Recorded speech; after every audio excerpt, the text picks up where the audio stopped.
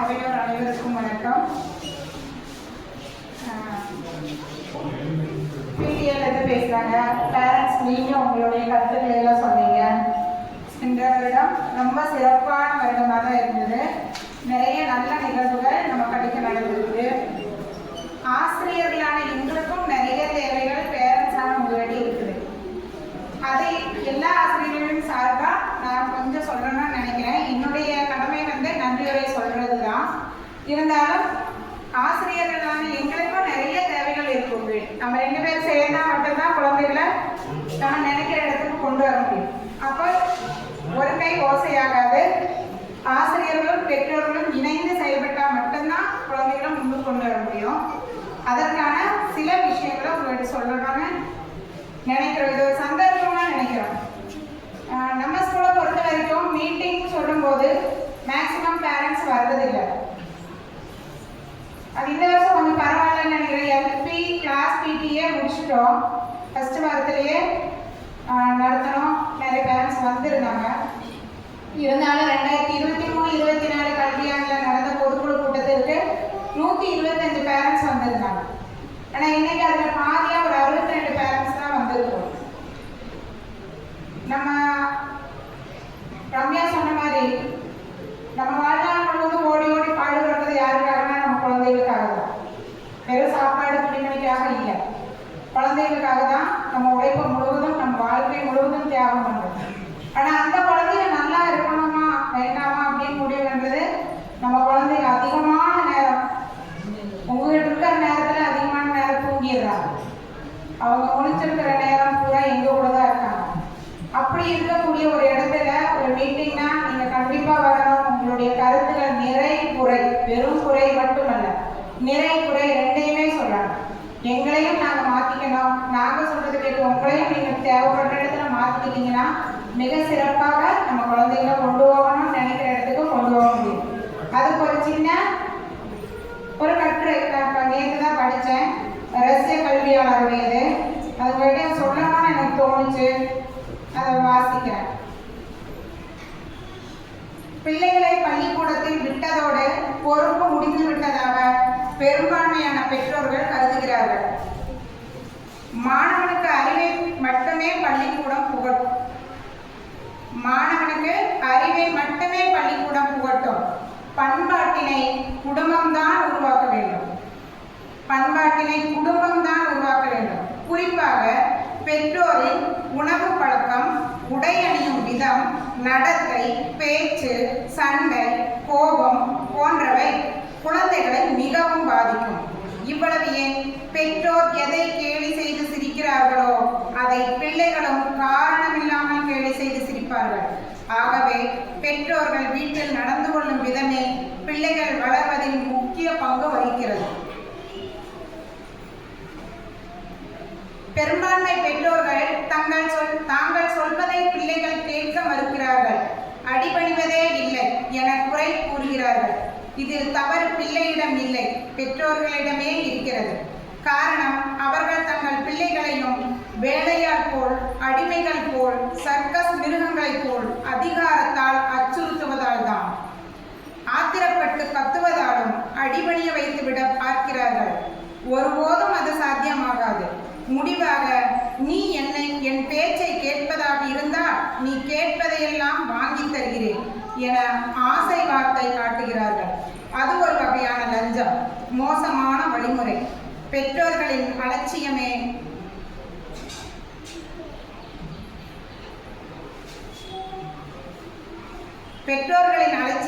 பிள்ளைகளை மோசமான நடத்தை உள்ளவர்களாக மாற்றுகிறது என அந்த சொற்பொழிவில் குறிப்பிடுகிறார் மக்ரன்கோ என்ற ரஷ்ய கல்வியாளர். இதிலிருந்து பெற்றோர்களுக்கு குழந்தை வளர்ப்பதில் எவ்வளவு முக்கியத்துவம் இருக்குன்னு நீங்க புரிஞ்சுருப்பீங்கன்னு நினைக்கிறேன். கல்வியை கற்றுக் கொடுக்கறதுல ஆசிரியர்களோட பங்கு மிக முக்கியமானது. கல்வியோடு சேர்ந்த ஒழுக்கத்தையும் கற்றுக் கொடுக்கிறோம். ஆனா அவர்களோட நடத்தை மாறுறதுக்கு காரணம் வீடு தான். 5 வயசு வரை அந்த குழந்தை வீட்டில் வளர்றான். 6 வயசு வரை அதுல நீங்க எப்படி வளர்த்தி கொண்டு வரீங்க, உங்களுடைய பழக்க வழக்கங்கள் எப்படி இருக்குதோ அப்படிதான் அந்த குழந்தையும் வளர்ந்து வர்றான்.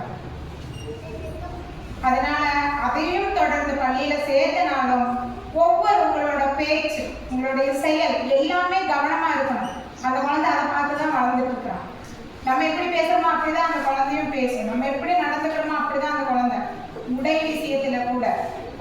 அதனால அந்த குழந்தையை வளர்த்துறது ரொம்ப ரொம்ப ரொம்ப கவனமா வளர்த்தணும். அதில் பெற்றோர்கள் நீங்க இனிமேலாவது, நம்ம படிப்பறிவு இருக்குது இல்லைங்கிறது வேற, ஆனா அனுபவ அறிவு நம்ம எல்லாத்துக்குமே, நம்ம எப்படியோ தாய் போல பிள்ளை, நம்ம எப்படியோ நம்ம குழந்தை அப்படிதான். அதனால குழந்தை வளர்ப்புல நீங்க ரொம்ப கவனமா இருக்கணும் அப்படிங்கறத சொல்லிக்கிறேன். அப்புறம் ஸ்கூல்ல சேர்த்தனால எங்க பொறுப்பு முடிஞ்சு போச்சு, அவன் பள்ளிக்கூடம் போறான், அவன் சாயங்காலம் வந்து ஹோம்ஒர்க் எழுதுவான், அவன் படிச்சுக்குவான் அப்படின்னு விடாதீங்க. எவ்வளவு நீங்க உழைச்சாலும் 1 மணி நேரமாவது ஒவ்வொரு நாளும் அந்த குழந்தைக்காக ஒதுக்குங்க. உங்களுக்கு ஒண்ணுமே தெரியல, எனக்கு சொல்லிக் கொடுக்க தெரியாது அப்படின்னாலும் பரவாயில்ல, பக்கத்துல உட்காருங்க. நீ எழுது, டீச்சர் எழுதி கொடுத்த மாதிரி எழுதுறியா, பக்கத்துல எங்க அம்மா பார்த்துட்டே இருக்கு, கேட்டுட்டே தான் இருக்கேன். அந்த வார்த்தை உச்சரிப்பு தப்பா கரெக்டாங்கிறது உங்களுக்கு கண்டிப்பா தெரியும். வாசிக்க தெரியலனா நீ வாசிங்க. நம்மளுக்கு வேலை இருக்கு, எல்லாரும் மேக்சிமம் நம்ம ஏரியாவில் இன்னைக்கு ஏன் மீட்டிங் 10 மணிக்கு தொடங்கி இருக்கிறோம் தெரியுமா? எப்பவுமே பொதுக்குழு கூட்டம் 2 மணிக்கு தான் தொடங்கும். எல்லாருக்கும் நேரம் ஆயிடுச்சு, மகேந்திரன் சார் அப்படியே சொன்னாரு. இருந்தாலும் இது என்னோட கண்டிப்பா சொல்லணுங்கிறதுனால நான் கொஞ்சம் டைம் எடுத்துக்கிறேன். 10 மணிக்கு போட காரணம் உங்களுடைய நலன் இருக்குதான். நீங்க நிறைய பேர் நம்ம பகுதியில் இப்போ லாட்டரி கடை வேலைக்கு போறோம், மத்தியானம் ரிசல்ட் வந்துட்டா நீங்க எல்லாருமே பிஸி, உங்களால வர முடியாது அப்படிங்கிற காரணத்தினாலதான் தலைமை ஆசிரியரும் நாங்களும் பேசி காலையில 10 மணிக்கு அதை வச்சுக்கலாம், பேரண்ட்ஸுக்கு கஷ்டம் வர வேண்டாம், வர முடியாத சூழ்நிலையில நம்ம வைக்க வேண்டாம்னு சொல்லிதான் காலையில 10 மணிக்கு இதை ஏற்படுறது.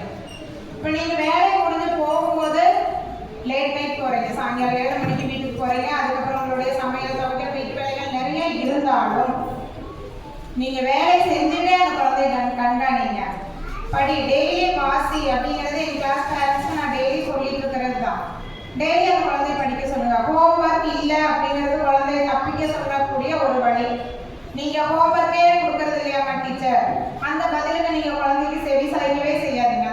அந்த பதில் குழந்தைகிட்ட இருந்து அம்மா ஹோம்ஒர்க் கொடுக்கலன்னா அதுக்கு நீங்க செவி சாய்க்காதீங்க. ஹோம்ஒர்க்கே இல்லையா, பரவாயில்லடா, எடு, புக் எடு, தமிழ் புக் எடு, ஒரு பேராகிராஃப் படி, அம்மா கேட்டுட்டு இருக்கேன், நீ வாசி, எழுத்து கூட்டி படி, நல்லா படி.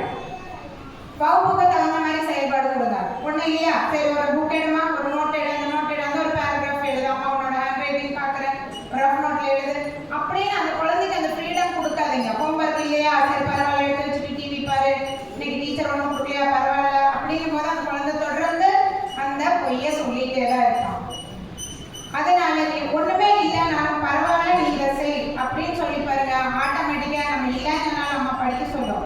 அதனால நம்ம டீச்சர் கொடுத்த ஹோம்ஒர்க்கே ஒருவர் செஞ்சுட்டு போறாங்கிற மனநிலை அவனுக்கு வரும். டைம் ஃபிக்ஸ் பண்ணிக்கங்க, இத்தனை மணிலேருந்து இத்தனை மணி வரை நீ படிச்சே ஆகணும்னு உட்கார வைங்க. நம்ம குழந்தை இங்கிலீஷ் மீடியம் ஸ்கூல் மாதிரி கையை பின்னாடி கட்டிட்டு தான் பாத்ரூம் போகணும், எங்கேயும் விளையாட போகக்கூடாது, காலையில் வந்து கிளாஸ்க்குள்ள ஏறினா சாயங்காலம் தான் கிளாஸ் விட்டு வெளியே போகணுங்கிற நிலைமையில் இல்லை. சார் சொன்ன மாதிரி பிஆர்சியிலிருந்து வந்தவங்களும் டிஇஓலேருந்து வந்தவங்களும் ஸ்ட்ரெஸ் ஃப்ரீயா இருக்காங்க, மன அழுத்தம் இல்லாம குழந்தைகள் இருக்காங்க, ஃப்ரீயா பேசுறாங்க, பயந்துக்கிறது இல்லை அப்படிங்கிறத நம்ம ஸ்கூல் குழந்தைகளை பார்த்து டீச்சர்ஸ் சொல்லுங்க, பெரிய பெரிய அதிகாரிகள் சொல்லிட்டு போறாங்க. அவங்க ஒரு ஜில்லாவில் இருக்கிற எல்லா பள்ளிக்கூடத்திற்கும் போய் வரக்கூடிய அதிகாரிகள். அவங்க நம்ம பள்ளிக்கூடத்து குழந்தைகளை முன்னுதாரணமா ஒரு பக்கம் சொல்றாங்கன்னா நம்ம அந்த குழந்தைகளை எப்படி கையாண்டு கொண்டு இருக்கிறோம் அப்படிங்கிறத நீங்க புரிஞ்சுக்கணும். அப்ப வீட்டுக்கு வந்துதான் அந்த குழந்தை விளையாடணுங்கிற அவசியம் இல்லை. அப்ப நீங்க முழு நேரம் விளையாட்டுக்காக டைம் ஒதுக்காம அவங்கள படிக்கிறதுக்கே ஒரு டைம் ஒதுக்கி, அந்த டைம் டிவி இல்லை, விளையாட்டு இல்லை, கண்டிப்பா படிக்கணுங்கிறது அவங்களை கம்பல்சரி வைங்க. உங்களுடைய ஒத்துழைப்பு இல்லாம அந்த குழந்தைய நம்ம படிக்க வச்சு கொண்டு போக முடியாது. அதனால உங்களுடைய உதவியை தான் நாங்கள் எதிர்பார்க்கிறோம். அந்த ஒத்துழைப்பு இருந்தால் மட்டும்தான் அந்த குழந்தைய நல்ல ஒரு ரிசல்ட்டுக்கு நம்ம கொண்டு வர முடியும். ரெண்டாவது, லீவ் போடாம குழந்தைங்களை அனுப்பணும். நம்ம எந்த விசேஷத்துக்கு வேணாலும் போகலாம். எல்பி லெவலை பொறுத்த வரைக்கும் நீங்க வீட்டில் ஒரு பக்கம் போறேன்னு சொல்லிட்டீங்கனாலே போதும், உங்களுக்கு முன்னாடி அந்த குழந்தை ரெடியாகி நிற்கும் இல்லையா? அப்ப நீங்க எங்க போறதே அந்த குழந்தைக்கு முன்கூட்டி தெரிவிக்காதீங்க, அவங்க அனுப்பி விட்டுட்டு நீங்க எங்க வேணா போய்க்கலாம். அதனால குழந்தைகளை லீவ் எடுக்காம அவங்களுக்கு உடம்பு சரியில்லைன்ற ஒரு காரணத்தை தவிர்த்து வேற எந்த காரணத்துக்காகவும் லீவ் தொடர்ந்து பள்ளிக்கு வராத ஒரு குழந்தைனால கண்டிப்பா நல்ல முறையில படிக்க முடியாது. அதனால ஒண்ணுமே அந்த குழந்தைக்கு தெரியனால தொடர்ந்து வரும்போது கண்டிப்பா அதோடைய படிப்புல முன்னேற்றத்தை நம்ம காண முடியும். அதனால லீவ் போடாம ஸ்கூலுக்கு அனுப்ப வேண்டியது உங்களோட கடமை.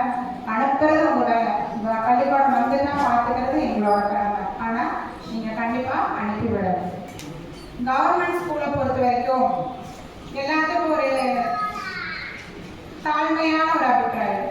இங்கே படித்தா என்ன ஆகும்? இப்போ பார்த்தா நாங்கெல்லாம் என் பேரம்பேருக்கு சொல்லிக் கொடுக்குற மாதிரி தான் ஸ்கூல். என்னோட ஸ்டூடெண்ட்ஸோட குழந்தைங்க தான் நிறைய பேர் இப்போ படிக்கிறாங்க. அப்படி இருக்கிற சூழ்நிலையில் இந்த வருஷம் கேன்வாஸ் போனதோட அனுபவம் சொல்கிறேன்.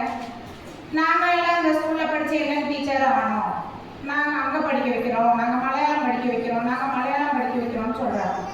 இங்கே படித்தேன்னா இங்கே டீச்சராக இருக்கேன். இந்த ஸ்கூலில் பலரும் இங்கேருந்து ப்ரொமோஷனில் போயிருக்கிறாங்க, ரிட்டையர்மெண்ட் ஆகிருக்கிறாங்க. இந்த ஸ்கூலில் படித்தவங்க இப்போ இந்த இருக்கிற காலகட்டத்தில் நானும் சோஃபியா டீச்சருக்கு இந்த ஸ்கூலில் படித்தவங்க. இங்கே வீட்டில் இருக்கிறவங்க எல்லாம் பெரிய ஆளுங்க, உங்களுக்கு தெரியும். இவங்க எல்லாம் இந்த ஸ்கூலோட பழைய ஸ்டூடெண்ட்ஸ் தான்.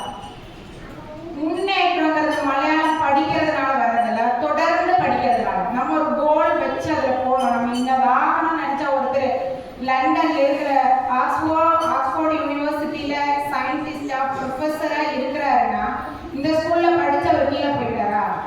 இல்லை. ஏன் அவர் அந்த இடத்துக்கு போனார்னா அவருடைய தொடர் முயற்சி தான் காரணம். படிப்பை பாதியில் விடலை. நான் ஆகலை அப்படி இல்லை. நம்ம இங்கே இருக்கிற 10th முடிச்சு பேசாமல் வீட்டில் போயிருப்பாங்க. நம்ம எப்படி முன்னுக்கு வர முடியும்? எங்கே படிக்கிறோம், எதை படிக்கிறோங்கிறதில்ல, தொடர்ந்து படித்து நமக்கு அடைய வேண்டிய இலக்கை அடையணும். அப்போ தான் முன்னேற முடியும்.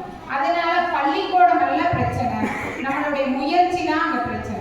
நம்ம மலையாளத்துக்காக கொண்டு போய் வண்டித்தாளத்தையும் நெல்லிமேட்டையும் சேர்த்து அந்த குழந்தை அங்கேயும் 10வதோட நீ வீட்டில் உட்கார வைக்கும் போது அங்கே முன்னேற்றத்தை பார்க்க முடியாது. ஒரு குழந்தை தன்னுடைய சொந்த மொழியில படிக்கும் போது வரக்கூடிய கற்பனை திறனும் படைப்பு திறனும் அடுத்த மொழியில கண்டிப்பா அந்த குழந்தை கிடைக்காது. நீங்க மலையாளத்துல கொண்டு போய் உட்கார வைக்கிற ஒரு குழந்தை, நீங்க பேசுறதெல்லாம் தமிழ், அந்த குழந்தை சிந்திக்கிறதெல்லாம் தமிழ்.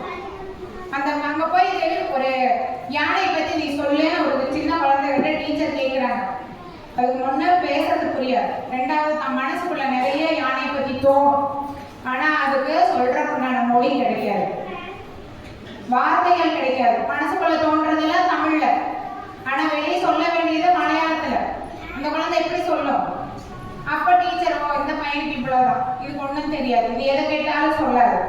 நாளடைவில் அந்த குழந்தை நம்மளுக்கு ஒண்ணும் தெரியாதுங்கிற மனநிலையில உங்க குழந்தை எவ்வளவு திறமையுடையவனாக இருந்தாலும் அவன் பின்னுக்கு தள்ளப்படுறான். சைனா ஜப்பான் மாதிரி வளர்ந்த நாடு, வளர்ந்து கொண்டு இருக்கிற நாடு. இன்னைக்கு எந்த பொருள் எடுத்தாலும் made in China, made in China, made in Japan. அவங்க போய் பாருங்க, எல்லாமே அவங்க சைனா மொழியில மட்டும்தான் படிக்கிறாங்க. சீனா மொழியில அவங்களுடைய ஆட்சி மொழியும் அதுதான், கல்வி மொழியும் அதுதான். அவங்க இங்கிலீஷ் எல்லாம் பின்னாடி இருக்குது, அவங்களுக்கு அதுதான் மொழி. அதனாலதான் அவங்களால நிறைய சிந்திக்க முடியுது, நிறைய கண்டுபிடிக்க முடியுது, புதுசா உருவாக்க முடியுது. அதனால தாய்மொழிக்கு முக்கியத்துவம் கொடுங்க. தாய்மொழி படிச்சு கெட்டு போயிருக்கோம், அவங்களை நம்ம கேரளா போயிருக்கிறோம், நம்ம மலையாளம் படிச்சா மட்டும்தான் நம்ம முன்னுக்கு வருவோம், ஒண்ணுமே இல்லை. 1000 மலையாளி இருக்கிற பக்கம் 10 தமிழர் தான் இருக்கிறான். அப்ப 1000 மலையாளி கூட போட்டி போட்டு உங்க குழந்தை ஒரு வேலைக்கு போறதுக்கும் 10 தமிழர்களோட போட்டி போட்டு ஒரு வேலைக்கு போறதுக்கும் வித்தியாசம் இருக்கு. ஒரு கல்வி நிறுவனம், அதாவது கல்வின்னு இல்லை, கவர்மெண்ட் நிறுவனம் எல்லாம் மக்களுக்காக செயல்படக்கூடிய ஒரு நிறுவனம். இதை வேண்டாம்னு நீங்க ஒதுக்கி கடைசியில் அது இல்லாம போயிடும். இல்லாம போகும்போதுதான் அதோட அருமை தெரியும். அப்பதான் பிரைவேட்டோட ஆதிக்கம் உங்களுக்கு புரியும். இந்த பகுதியில 1000 மாணவர்கள் அளவுக்கு இங்க இருந்தாங்க. நாங்கெல்லாம் படிக்கும் போது நடக்கிற கூட இடம் இருக்காது அந்த பில்டிங்ல. நாங்க படிக்கும் போது இது கிரவுண்டா மட்டும்தான் இருந்தது, கிளாஸ் ரூம் அந்த ஸ்கூல்ல தான் இருந்தது. நடக்கக்கூட இன்டர்வெல் தான் நடக்கக்கூட இடம் இருக்காது. ஒரு சின்ன பாத்ரூம் தான், டாய்லெட் எல்லாம் கிடையாது, ஒன்லி பாத்ரூம். அதுலேயும் அத்தனை குழந்தைங்க படித்தோம், ஒரு கம்ப்ளைண்ட் வரல, எல்லாம் அப்படிதான் இருந்தது. ஆனால் அதில் படித்த முன்னேறி வந்தவங்க நாங்கள் எல்லாமே உதாரணம். இன்னைக்கு அப்படி இல்லை, உங்களுக்கு எல்லா வசதியும் கவர்மெண்ட் ஸ்கூல்ல இருக்குது. கட்டிடத்துலேருந்து டாய்லெட்னு இன்னைக்கு சொன்னாங்க. குறிப்பிட சொல்கிறோம், அன்னைக்கெல்லாம் ஒரு 2 டாய்லெட் 3 டாய்லெட் எல்லா குழந்தைகளும் போனாங்க. இன்னைக்கு கிளாஸ் வைஸ் டாய்லெட், 8th ஒன்று, 9th ஒன்று, 10th ஒன்று, யூபிக்கு ஒன்று, எல்பிக்கு 4, இப்படி இருக்கு டாய்லெட். கிளாஸ் வைஸ் கொடுக்குற அளவுக்கு அரசாங்கம் நம்மளுக்கு உதவி செய்து வரும். அமைச்சரெல்லாம் தனிப்பட்ட நிதி 10 லட்சம், யோசிச்சு பாருங்க, 10 லட்சம் ஒரு டாய்லெட்டுக்காக. அந்த குழந்தைங்க நினையாம போகணும்னு சொல்லி டாய்லெட்டுக்கும் நம்ம ஸ்கூல் பில்டிங் கிடையாது, சீட்டெல்லாம் போட்டு கொடுத்துருக்காங்க, நினையாம பாத்ரூம் போய் வருது.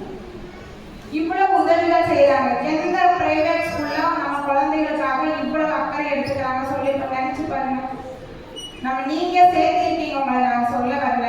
உங்களுடைய வருங்காலம், உங்க பக்கத்து வீடு மகேந்திரன் அவர்கள் சொன்ன மாதிரி நீங்க நம்மளுக்கு ஒரு நடமாடும் விளம்பரமா இருக்கணும். இந்த பள்ளிக்கூடம் நல்ல பள்ளிக்கூடம், நல்லா சொல்லி தராங்க, நல்ல அட்மாஸ்பியர் இருக்கு, நல்ல பில்டிங் இருக்கு, எல்லா வசதிகளும் இருக்குதுங்கும் போதுதான் நம்ம பள்ளிக்கூடத்தை தேடி குழந்தைகள் வருவாங்க. ப்ரொஜெக்டர் எல்லா கிளாஸ்லயும் இருக்குதுமா. ப்ரொஜெக்டர் கிளாஸ் எடுக்கிறதுனா நம்ம இப்ப எல்லாமே ஐசிடில கிளாஸ் எடுக்கிறோம். குழந்தைகளுக்கு ஐசிடி யூஸ் பண்ணி கிளாஸ் எடுக்கிறோம். இது எல்லா பிரைவேட் ஸ்கூல்ல இல்லை. பிரைவேட் ஸ்கூல்ல சார் சொன்ன மாதிரி லட்சுமி, கிருஷ்ணா, கந்தசாமி அதை விட்டுட்டு அதுக்கு கீழே போறாங்க பேரண்ட்ஸ். எப்படின்னா எம்ஜிஎல்பிஎஸ் அப்படின்னு ஒரு பள்ளி மூவலகபுத்தூர்ல இருக்குது. இதே same government school, aided government school. அது நிர்வாகம் ஒரு தனியாருடையது, பள்ளியை நடத்துறது கவர்மெண்ட். அங்க இருக்க ஒரு வேன் வருது. அந்த வேன்ல இதே புத்தகம் இதே பாடத்தை படிக்கிறதுக்காக இங்கிருந்து குழந்தைகளை அங்க அனுப்புறாங்க. நம்மளுக்கு நம்ம வீட்டு பக்கத்துல இருக்கிற இந்த பள்ளிக்கூடத்தை விட அது சிறப்பா நம்ம ஏன் நினைக்கிறோம்? காரணம் கேட்டா பஸ் வருதுங்க. பஸ் வருதுங்க. எங்கிருந்து சொல்றாங்க? மீனாட்சிபுரத்துல இருந்து சொல்றாங்க பஸ் வருதுங்க. இங்கிருந்து நாங்க அந்த பள்ளிக்கூடம் வரை நடக்க முடியுமா அப்படின்னு வீட்டுக்கு ஒரு பள்ளிக்கூடம் கட்டுவது சாத்தியமா? சொல்லுங்க, வீட்டுக்கு ஒரு பள்ளிக்கூடம் கட்டுவது சாத்தியமா? இல்ல. ஒரு ஊர்ல ஒரு பள்ளிக்கூடம் இருக்கு. நம்ம ஒரு 10 வீடு தாண்டி வரலாம், 15 வீடு தாண்டி வரலாம், ஒரு தெருவை தாண்டி வரலாம். இந்த அளவுக்கு கூட நம்ம வர முடியாதுன்னு சொன்னா நம்ம பகுதி பள்ளி எப்படி முன்னேறும், எப்படி வளர்ச்சி அடையும்? 1000 குழந்தைகள் பக்கம் படிச்சுட்டு இருந்த பள்ளி இன்னைக்கு 300 குழந்தைகளோட நினைப்பு இருக்குது. ஆனா அதை விட பல மடங்கு வசதிகள் இருக்கு. இக்கரைக்கு அக்கறை பச்சைங்கிற மாதிரி இதே பாடத்தை வெளியூர்ல சொல்லி கொடுத்தா அது நல்ல பள்ளிக்கூடம் தான் நினைக்கிறேன். அவ்வளவுதான். இன்னப்ப பஸ் வாங்கறதுக்கு இவ்வளவு முயற்சி எடுத்து நாங்க இந்த பஸ்ஸை வாங்கி இருக்கிறோம்னா இது எல்லாமே ஒரு காரணம். நம்ம ஊர்ல இருக்கிற குழந்தைங்களே இந்த பஸ்ஸுக்கு ஆசைப்பட்டுட்டு வேற ஸ்கூல் போறாங்க. போன வருஷம் ஒரு பையனுக்கு டிசி வாங்கினாங்க. ஏன்னா வேன்ல போக என் பையன் ஆசைப்படுது. இதே பாடம் தாண்டா அங்கேயும் சொல்லி கொடுப்பாங்க, இதுக்கு எதுக்கு நீ பையன் அங்க அனுப்புறேன்னா வேன்ல போக ஆசைப்படுறா டீச்சர்னு டிசி வாங்கி. இதெல்லாம் ஒரு காரணமா இருக்கக்கூடாதுன்னா இவ்வளவு முயற்சி பண்ணி பஸ் வாங்கியிருக்கிறோம். அதனால கவர்மெண்ட் ஸ்கூல நீங்க மட்டுமல்ல அடுத்த தலைமுறைக்கு வேணும்னு சொன்னா நம்ம இதை பாதுகாத்து வச்சா மட்டும்தான் இந்த பள்ளிக்கூடம் அடுத்த தலைமுறைக்கு போகும்.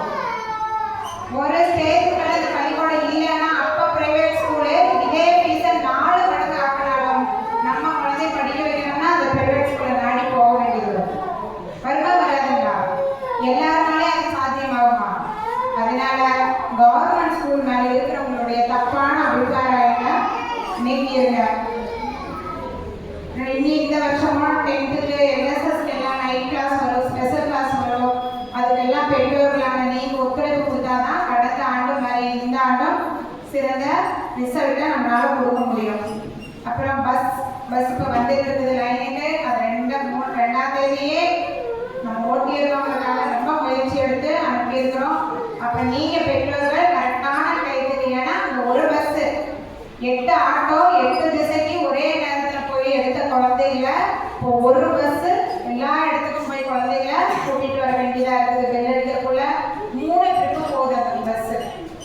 அப்போ டயத்துக்கு நீங்க குழந்தைகளை அனுப்பிச்சு விட்டீங்கன்னா தான் நம்ம அந்தந்த ஏரியாவுக்கு அந்தந்த டயத்துக்கு போய் குழந்தைகளை கொண்டு வந்து சேர்த்த முடியும்.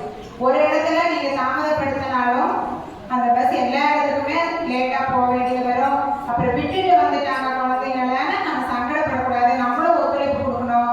அதனால என்ன டைம் அந்த ஸ்டாப்புக்கு பஸ் வரணுமோ அந்த டயத்துல எனக்கு ஏறி விடுங்க. பஸ் ஸ்டாப்புல பர்டிகுலர் பஸ் ஸ்டாப் ஃபிக்ஸ் பண்ணியிருக்காங்க, இந்த ஏரியாக்கு இந்த இடத்துல ஸ்டாப் பண்ணு. நீங்க அதே இடத்துல குழந்தைகளை நிறுத்துங்க. அங்கங்க நிறுத்தி நான் அங்கே இருந்து ஏற்றிக்கிறேன், நான் அங்கே ஏற்றிக்கிறேன் அப்படின்னு சொல்லாதீங்க. அது எல்லாமே நம்மளுக்கு காலதாமத்தை ஏற்படுத்தும். அதனால அந்தந்த இடத்துல நிறுத்தி ஏற்றிக்காங்க. அப்புறம் ஓட்டர் சாரதியோட தொகையை வச்சுதான் இந்த பஸ்ஸை ரன் பண்ணலாங்கிற ஒரு முடிவுல எடுத்தோம். நம்மளுக்கு ஓட்டர் சாரதிக்கு அப்ளிகேஷன் கொடுத்துருக்குறோம். எப்படி 2-3 மாசம் ஆகும் இந்த பணம் நம்ம கைக்கு வர்றதுக்கு. ஆனா அந்த தொகை பஸ்ஸுக்கு, பஸ் டிரைவருக்கு, ஆயாமாக்கு,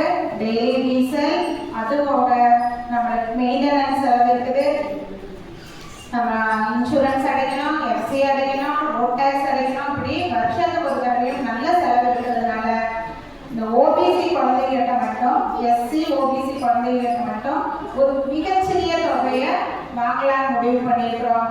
அதை முன்கூட்டியே கொடுத்தீங்கன்னா தான் நம்ம இந்த டீசல் அடிக்கிறதுக்காக, டீசல் எல்லாம் நமக்கு டெய்லி செலவு. அதனால அது முன்கூட்டியே ஒவ்வொரு மாதத்தோட 10ஆம் தேதிக்குள்ள கொடுத்துருக்கோம். கொடுத்தீங்கன்னா தான் அந்த மாதம் நம்ம ரன் பண்ண முடியும். எஸ்சி குழந்தைகளோட பணம் டிபார்ட்மெண்ட் கொடுத்துருது. அதனால அவங்களுக்கு நம்ம ஃப்ரீயாக மட்டும்தான் கொடுக்க முடியும். மற்ற உள்ளவங்க ஆட்டோ வச்சு வந்துட்டு இருந்தாங்க. இலக்காடுலாம் 650-700 ரூபாய் கொடுத்தெல்லாம் ஆட்டோ அனுப்பிச்சிட்டு இருந்தாங்க.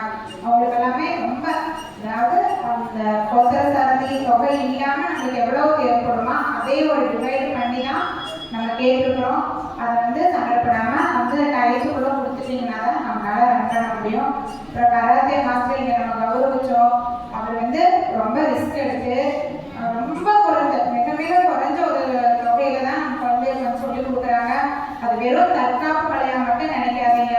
குழந்தைகளோட மன வளர்ச்சிக்கும் உடல் வளர்ச்சிக்கும் பாடத்தை கவனிக்கிற திறமைக்கும் ரொம்ப ஒரு நல்ல பயிற்சி சிலம்பம் கராத்தே.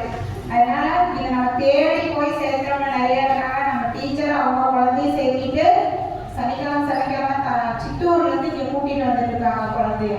இப்போ நம்ம ஸ்கூலுக்கு தேடி சொல்லி கொடுக்குறாங்க. நீங்கள் உங்கள் குழந்தைகளை சேர்த்துங்க. முதல்ல ஆரம்பத்தில் அவர் வந்தப்போ 3 வருஷத்துக்கு முன்னாடி நிறைய குழந்தைங்க படித்தாங்க. இப்போ குறைஞ்சு இப்போ நான் ஒரு 10 குழந்தைகளுக்குள்ள தான் வர்றாங்க. அவருக்கும் அங்கிருந்து வர்றதுக்கு சிரமம், நம்ம குழந்தைகளுக்கும் அது பயன்படாமல் போகுதுன்னு எங்களுக்கு சங்கடமாக இருக்குது. ஒரு சிறிய தொகை தான், மாதத்துக்கு ஒரு தடவை தான் கொடுக்குறோம். அதனால அது உங்களுக்கு டெய்லி 50 ரூபா செலவாளர் தான் வரும். அதனால அதை கேட்டு உங்கள் குழந்தைங்க எல்லாத்தையும் சேர்த்துறது நல்லதுன்னு நினைக்கிறோம். சேர்த்துங்க. அப்புறம் குழந்தைங்களுக்கு கோல்டு சில்வர் போட்டு விடாதீங்க. அது மிஸ் ஆச்சுன்னா அதை தேடுறதே எங்களுக்கு மிகப்பெரிய வேலையாக இருக்குது. இங்கே தொலைதுனே தெரியறதுல ஒரு நாளெல்லாம் நாங்கள் அதுக்கு பின்னாடி நடக்கிறோம். லாஸ்ட்டாக ஒரு குழந்தையோட செயின் மிஸ் ஆயிடுச்சு. அடுத்த நாள் தேடி பிடிச்சி கண்டுபிடிச்சிட்டோம். அதை வாங்கி இப்படி டேபிளில் வச்சுட்டு டீச்சர் அசம்பிளி போய் வர்றாங்க. அந்த செயினை காணும், எங்கே போச்சுனே தெரியும். குழந்தைகளை ஃபுல்லாக செக் பண்ணி, ஸ்கூல் ஃபுல்லாக செக் பண்ணி, அந்த டீச்சர் சாமிக்கு வேண்டாதது இல்லை, என்னால் அது தொலைஞ்சு போச்சு, நான் வாங்கி கொடுக்குறேன் டீச்சர், நான் தான் வாங்கி வச்சுருக்கு, பயங்கர மன உளைச்சலுக்கு ஆளாகிறாங்க. அவங்க என்ன மொட்டை அடிக்கிறேன்னு வேண்டிக்கலாம், அந்த அளவுக்கு சாமியை வேண்டி அப்படி தேடி அடுத்த நாள் காலையில் பின்னாடி நடக்குது டாய்லெட் கிட்ட, யார் கொண்டு போட்டா எப்படி போச்சு தெரியும். இவ்வளோ ரிஸ்க் எதுக்கு? அப்போ உங்கள் குழந்தைங்களுக்கு இந்த வெள்ளி தங்கம் போட்டு விடாதீங்க. அதுதான் நல்லது. போட்டு விட்டீங்கனாலும் இன்னே அது மிஸ் ஆச்சுன்னா அதுக்கு ஸ்கூலோ டீச்சர்ஸோ பொறுப்பேற்க முடியாது. அதான் நம்ம ஏன்னா ஒரு நாளே எல்லாரும் மெனக்கெட்டு அது பின்னாடி நடக்கிற மாதிரி இருக்குது. தயவு செஞ்சு போட வேண்டாம், பாதுகாத்து வச்சுங்க. இன்னைக்கு விற்கிற விலைவாசிக்கு இல்லை போட்டு விட்டா நம்ம நீங்கள் பொறுப்பேற்க முடியாது. அவ்வளோ ஒரு திட்டம், அந்த திட்டத்தை நடைமுறைப்படுத்த சொல்லி கவர்மெண்ட் சொல்லிட்டு இருக்காங்க. முதல்ல இருந்தது சஞ்சாயிக்கா அப்படின்னு சொல்லிட்டு நம்மளாம் வாரத்துக்கு ஒரு தடவை காசு சேர்த்திட்டு இருந்தோம். இதை மறுபடியும் நடைமுறைப்படுத்த சொல்லியிருக்கிறாங்க. நீங்களாம் குழந்தைகிட்ட அந்த சேமிப்பு திட்டத்தில் சேர சொல்லிட்டு எந்த நாள் பணம் வசூல் பண்ணுறாங்களோ அது குழந்தைகிட்ட கொடுத்து விடுங்க, கொடுத்தே விடுங்க. ஒரு 10 ரூபா 20 ரூபா 50 ரூபா கொடுத்து விடும்போது அதை சேர்த்து வச்சு பார்க்கும்போது பெரிய தொகை. நாளைக்கு குழந்தை டூர் போகிறேங்கும் போது 1000 ரூபா கேட்குறாங்கன்னா 1000 ரூபா அப்போ டக்குன்னு நம்மளால ஒரு தொகையை ஒதுக்க முடியாது. ஒரு வீட்டில் 2 குழந்தை 3 குழந்தை இருக்கும், எல்லாரும் டூர் போக ஆசைப்பட்டு கேட்கும்போது நம்மளுக்கு கஷ்டம்.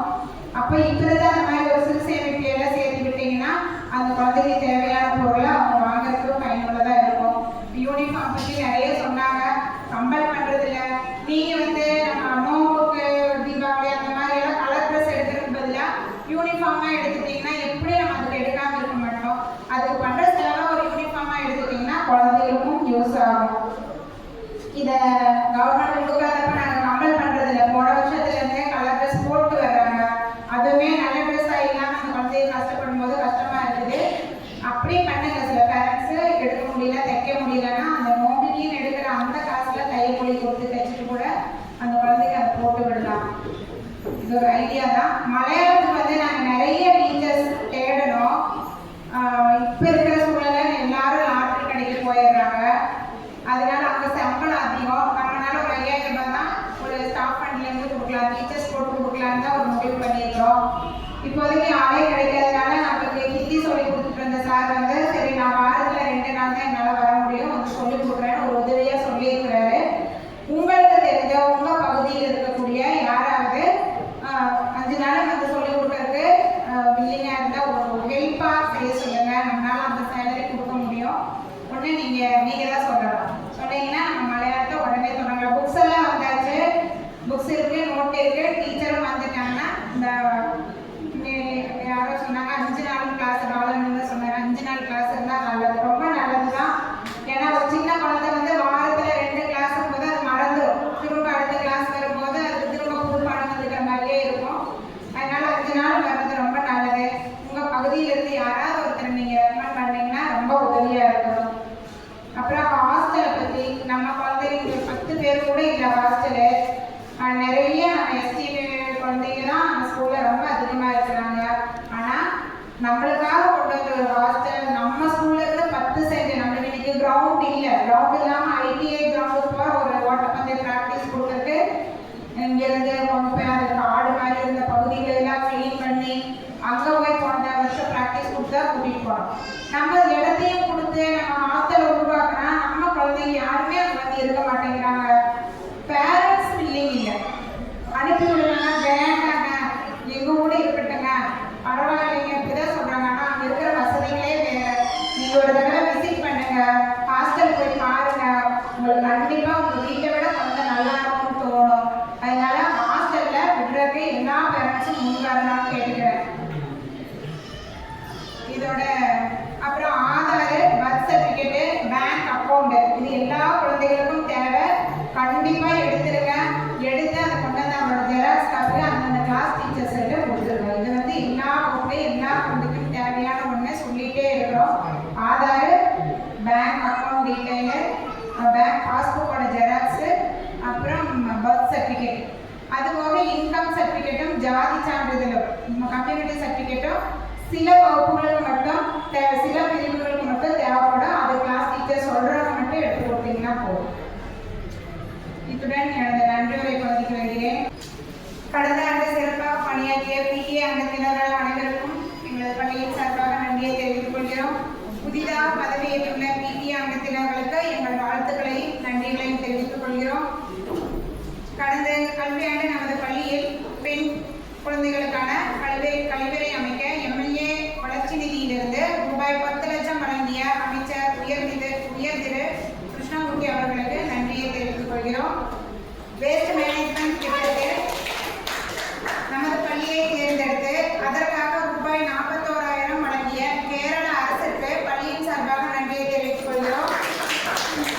நமது சிற்றூர் பிஆர்சியின் முயற்சியில் SSK Cochin university of science and technology சேர்ந்து கிரியேட்டிவ் கார்னர் என்ற ஒரு அமைப்பை நமது பள்ளிக்கு வழங்கியுள்ளது. இதில் செயல்முறை கற்றல் வழியாக நமது குழந்தைகள் கல்வி கற்றலுக்கு ஏதுவாக பல கற்றல் கருவிகள் கொடுக்கப்பட்டுள்ளது. விவசாயம், தையல், எம்ப்ராய்டரி, குக்கிங் அப்படி நிறைய இருக்குது. அதில் குழந்தைங்க எல்லாமே செய்து படிக்கிற மாதிரி அப்படி ஒரு கிரியேட்டிவ் கார்னர் உருவாக்கப்பட்டிருக்குது. நமது பள்ளியில் விளையாட்டு பயிற்சிக்காக ஐடிஐ வளாகத்தையும் நமது பள்ளியின் வளாகத்தையும் சுற்றுப்புறத்தையும் தூய்மை செய்து உதவிய திரு சிவகுமார் அவர்களுக்கு நன்றியை தெரிவித்துக் கொள்கிறோம். கடந்த 3 ஆண்டுகளாக நமது பள்ளி மாணவர்கள்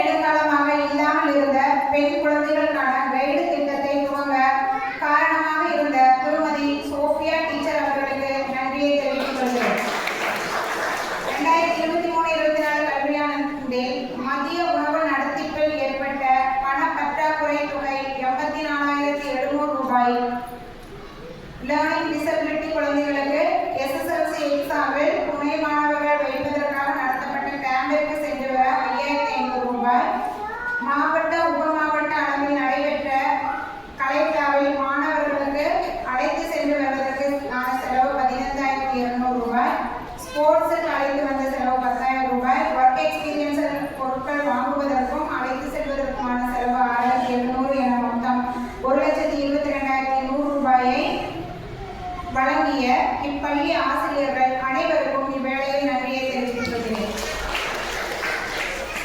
பள்ளி பேருந்து நம்ம பள்ளியில் வாங்கப்பட்டுள்ளது அனைவரும் அறிவீர்கள். இது எவ்வாறெல்லாம் வாங்கப்பட்டது என்பதையும் இப்போது இதற்கு முன் பேசிய ஆசிரியர்களும் பொறுப்பாளர்களும் கூறினார்கள். அதற்கு பெரும் தொகை தேவைப்பட்டது. அதை மூலத்தரை கூட்டுறவு வங்கி, பால் சொசைட்டி மற்றும் நமது பகுதியில் வாழும் நல்லவர்கள் பலரையும் சந்தித்தோம். அனைவரும் அவர்களால் இயன்ற தொகையை பெருந்தன்மையோடும் சந்தோஷத்தோடும் கொடுத்து உதவினார்கள். அவர்கள் அனைவருக்கும் இப்பள்ளியின் சார்பாகவும் குழந்தைகள் சார்பாகவும் நன்றியை தெரிவித்துக் கொள்கிறோம். நமது பள்ளி ஆசிரியர்கள் அவர்கள் உறவினர்கள், நண்பர்கள், தெரிந்தவர்கள் என உதவி பெற்று தந்து பஸ் வாங்குவதற்கு உதவினார்கள். அவ்வாறு வழங்கிய அனைவருக்கும் நன்றியை தெரிவித்துக் கொள்கிறோம். அதில் அதிகமான தொகையை திரட்டி தந்த தலைமை ஆசிரியர் அவர்களுக்கும் பிரீதா டீச்சர் அவர்களுக்கும் நன்றியை தெரிவித்துக் கொள்கிறோம். இந்த பஸ்ஸை ஆர்வி புதூரில் இருந்து நம் பள்ளிக்கு கொண்டு வருவதற்காக பலமுறை ஆர்வி புதூர் செல்வதற்காகவும் ஒர்க் ஷாப், எஃப்சி பெறுவது, RTO office, name transfer, painting என விடுமுறை காலம் முழுவதும் அந்த பஸ்ஸிற்காக ஓயாது பணி செய்த நமது ஆசிரியர்கள் திரு ஜாகிர் சார் அவர்களுக்கும் திரு குமரேசன் சார் அவர்களுக்கும் வேலையை நன்றியை தெரிவித்துக் கொள்கிறோம். இவ்வாறு நாம் கஷ்டப்பட்டு வாங்கிய பஸ்ஸிற்கு தேவையான மெயின்டெனன்ஸ், ஒர்க் ஷாப் ஒர்க்குகள் அனைத்தையும் இலவசமாக செய்து தருவதாக நமது பள்ளி மாணவி நிதர்சனா விவிதாசிரியின் பெற்றோரும் நமது எம்பிடிஏ தலைவர் ரம்யாவின் கணவருமான மணிகண்டன் அவர்கள் முன்வந்திருப்பதற்காக அவருக்கு நமது மனமார்ந்த நன்றியை தெரிவித்துக் கொள்கிறோம். நமது குழந்தைகளுக்கு தேவையான ஒர்க் ஷீட்டுகள், கொஸ்டின் பேப்பர்கள் போன்றவை பிரிண்ட் எடுப்பதற்கு நமக்கு ஒரு பிரிண்டர், கலர் பிரிண்டர் மிகவும் தேவையாக இருந்தது. ஒரு 20,000 ரூபாய் மதிப்புள்ள ஒரு பிரிண்டர் வாங்கப்பட்டுள்ளது 2 நாட்களுக்கு முன்பு. அப்படி ஒரு பிரிண்டர் வாங்குவதற்காக நமது பள்ளியில் கடந்த ஆண்டு பணிபுரிந்து பணி ஓய்வு பெற்ற திருமதி சௌரா டீச்சர் அவர்கள் 10,000 ரூபாய் வழங்கி உதவியுள்ளார்கள். அவர்களுக்கு நன்றியை தெரிவித்துக் கொள்கிறோம். மீதமுள்ள 10,000 நமது பள்ளி ஆசிரியர்கள் பகிர்ந்து அளித்துள்ளார்கள். அவர்களுக்கும் நன்றியை தெரிவித்துக் கொள்கிறோம். நமது பிரீதா ஆசிரியர் அவர்களின் நண்பரான எக்ஸ் ஏர்போர்ஸ் ஜெய்கணேஷ் அவர்கள் 100 நோட்டு புத்தகங்கள் நமது பள்ளிக்காக வழங்கியுள்ளார்கள். அவர்களுக்கு நன்றியை தெரிவித்துக் கொள்கிறோம்.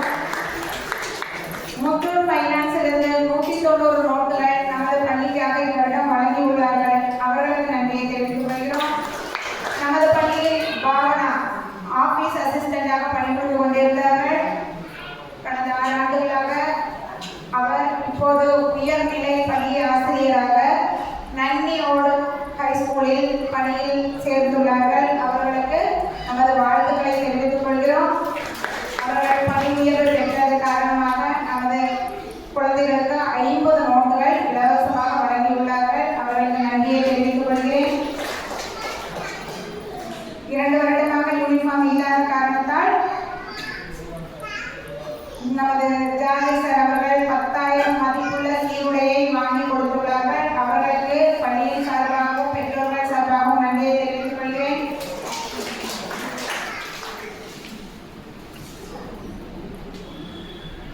இப்போது ஒரு கூட்டத்திற்கு வருகை புரிந்து தங்களின் மேலான கருத்துக்களை கூறி கூட்டத்தை சிறப்பாக்கிய பெற்றோர்கள் உங்கள் அனைவருக்கும் எங்களது நன்றியை தெரிவித்துக் கொள்கிறோம். SSG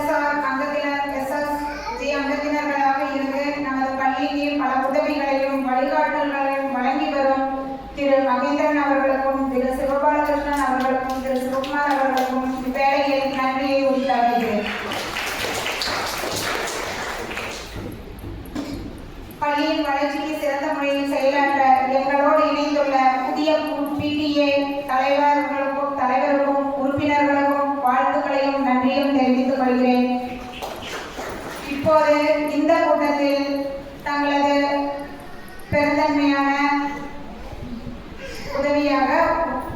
யூனிஃபார்ம் மிகப்பெரிய பிரச்சனையாக இருப்பதால் அவர்களாகவே முன்வந்து யூனிஃபார்ம் வழங்க உதவிய திரு மகேந்திரன் அவர்களுக்கும், திரு பன்னீர்செல்வம் அவர்களுக்கும், திரு சிக்கந்தர் அவர்களுக்கும், திரு சிவபாலகிருஷ்ணன் அவர்களுக்கும், திரு ரம்யா அவர்களுக்கும் உங்களது மனமார்ந்த நன்றியை தெரிவித்துக் கொள்கிறேன்.